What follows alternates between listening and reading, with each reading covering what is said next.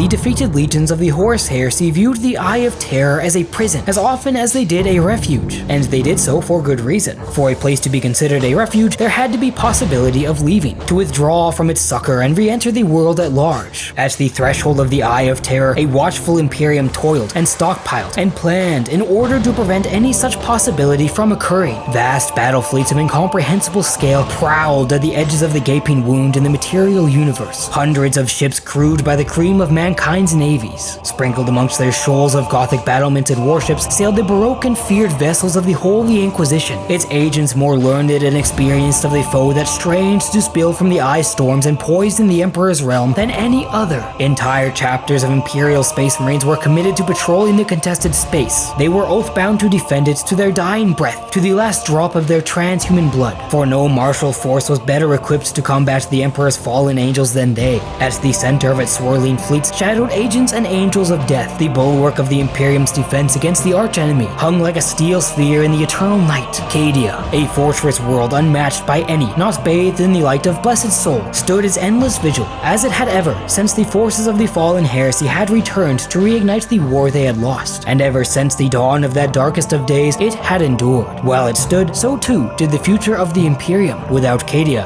a shadow would fall over humanity, one so dark and so long that it would threaten to reach the very throne world itself. Cadia had long ceased to be a planet of rock and oceans. It was now a factory, an uncaring machine that devoured children and raw materials, grinding them into the new forms it required of them. From its manufactorums and training grounds, the fortress world vomited out disciplined ranks of grim soldiers and deadly war machines to serve in the Emperor's armies. Those who would leave its orbit would carry the banners of Cadia high, for they waged the wars of the Imperium as seconds to none among any of mortal man. The best, though, the true elite to rise from its brutal, ceaseless training and endless preparations would never leave its soil. Like the fleet swirling over them, the soldiers of the Cadian Gate would wait. They would stand sentinel, manning the walls until the next evil broke loose, and they would fight until death took them at last into the peace of the Emperor.